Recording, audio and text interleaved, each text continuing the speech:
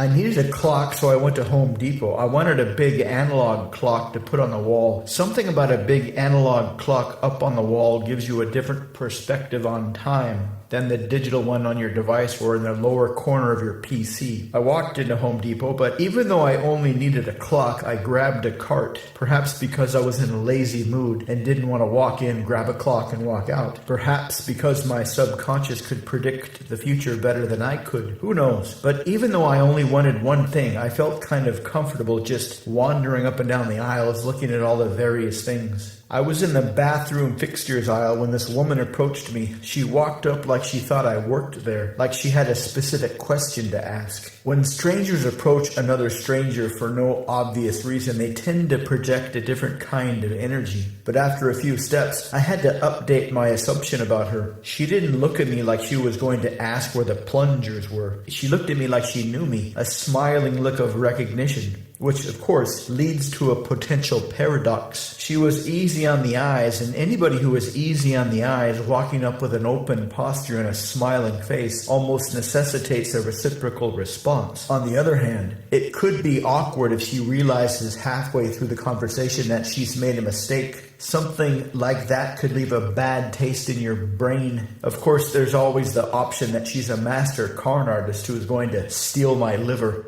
But I didn't think of that at the time. Before I could decide what to do, I was already in the middle of a conversation with her. Based on a few of the linguistic presuppositions she dropped, I had surmised that the last time we talked in the alternate universe where we knew each other, she had a serious problem that she didn't know how to handle. But now she apparently solved her issues, saw me, recognized me, and was eager to report on her progress. I figured I'd just better listen to see where this story leads. She said she did a lot of shopping around for a therapist and ended up with an actual psychiatrist, not because she thought she needed some kind of pharmaceutical solution, but because she was highly recommended. Not only that, but she'd written a lot of books, and in these books were stories of profound success, mostly social success that leads to being able to enjoy deeper relationships and being able to create easier friendships. Her method was kind of strange. According to her, most social anxiety doesn't have a specific cause. It's mostly a generalized anxiety that happens when we need to access thoughts and memories that we don't normally access. The metaphor she uses is a closet with a bunch of haphazardly piled up clothing. Suppose you have plenty of nice clothes, but they are in a huge pile in your closet. Anytime somebody talked to you about going someplace nice, you would quickly and subconsciously imagine going through your clothes. And this would cause a bit of stress. You would be worried about not finding the right thing. You would be worried about finding the right thing but nothing to match it. You would be worried about finding the right thing but it being all wrinkled.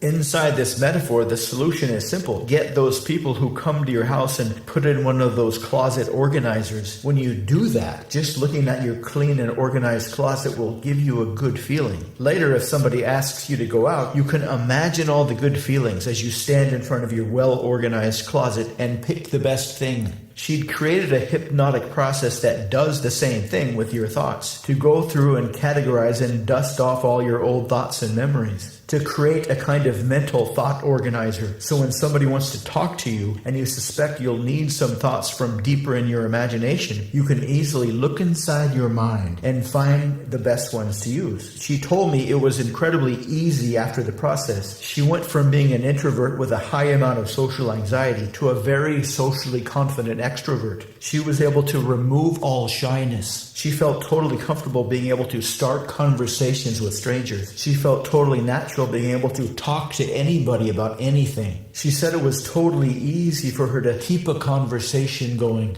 When she finished telling me her story, she gave me this kind of strange look, reached over and gave me a squeeze on my upper arm and said, "I know you don't know me, but I could sense you had some real friendly energy. That's why I approached you as if we were friends." It's funny when that happens. When you approach somebody and act like you are already friends, they will simply act like they are your friend. If you approach somebody but are nervous, they will be nervous. This is something I've discovered totally by accident. Simply act like you are already friends with somebody, and that is the most comfortable frame to anybody, to be friends. So lead with that frame, and everything goes smoothly. I ended up buying a lot more than a clock, which proves my subconscious is a lot smarter than I am, which, isn't really saying much.